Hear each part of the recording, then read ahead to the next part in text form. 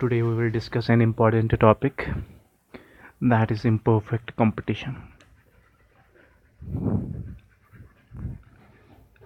It is an important from the point of view of market structure. So we can just get the basic idea about the market structure here. So before moving forward, I would like to give the definition of the imperfect competition. Imperfect competition means there is a single firms. So this is the main point you must remember. There is a single firm. So when there is a single firm, he has control over the price. That is a He has control over the price. So this is known as imperfect competition. A single firm having some control over the price of their product or output. So we can give some examples of imperfect competition which we have to later discuss. There is a monopoly, there is oligopoly, and there is a monopolistic competition. So the definition is clear. Imperfect competition means that when there is a single seller and he has a control over the price of the product, that is known as the imperfect competition. So now we have to discuss some imperfect competitions. We have already given the example monopoly, so we will first take the monopoly. Monopoly, there is a single seller. The first main point you must note down. And second thing, you must note down that he has control over the price. So what makes the definition of the monopoly? Single seller and has no close substitutes. So we will discuss some important characteristics of monopoly here. So I already told you that there is a single seller and no close substitutes. Price maker. What is a price maker? Price maker, he sets the price. He sets the price. So that is known as the price maker. He is the maker of price. He sets the price which he likes. That is known as the price maker. So that's what is the difference between here. I would like to tell you the difference between the perfect competition and the monopoly.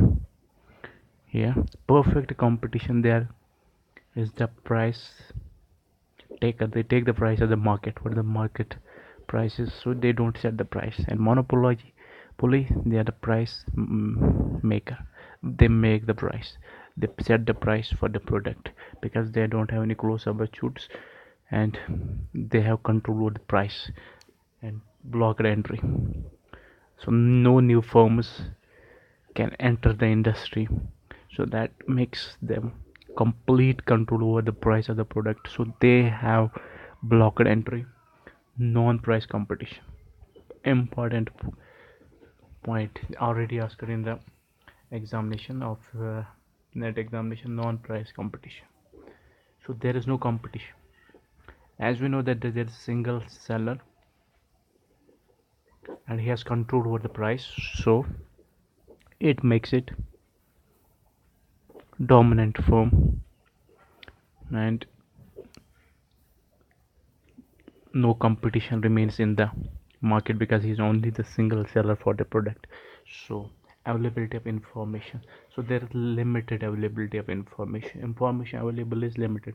So I would like to note down these important characteristics: single seller, no close substitutes, price maker, blocked entry, non-price competition, availability of information. Important characteristics of monopoly that differentiated from the perfect competition.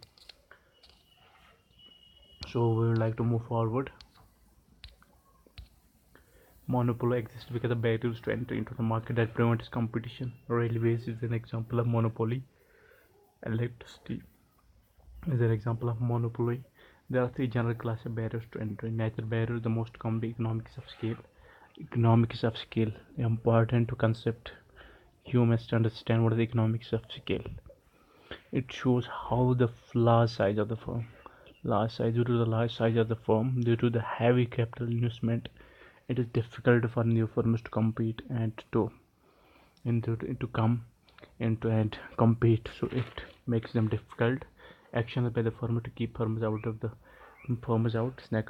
Second point is that we know that a monopoly that can set the price, so he can set according to his interest. So it makes it difficult for new firms to enter in. Government legal barriers are the government barrier to the government barrier it also means. So these are the three things that the barriers exist in: monopoly, natural barriers, action by firms to keep out the firms, and government legal barriers. Now what is economics of scale? In some industries, the larger the scale of production, the lower the costs of product. We know that as the firm expands its size, we know that the firm it expands its size, so it brings more and more technology, and that reduces the costs. So that is the economics of scale. Entrants are not usually able to enter the market assured of capable of a very large volume of production and sales already. I told you this gives incumbent firms a significant advantage. Examples: electric power companies and other similar utility providers. So this is an example of that. Now government often provide barriers creating monopoly and incentive innovation. Government often grants patents, providing firms with legal monopolies on their products or the use of their inventions or discoveries for a period of 17 years. Now the important thing is the types of monopoly.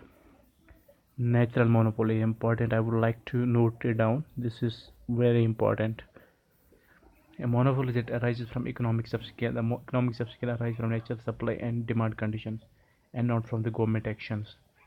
So this is natural. It arises due to the economics of scale. When the firm expands its size and it reduces its cost of production, the economy arises from the natural supply and demand conditions.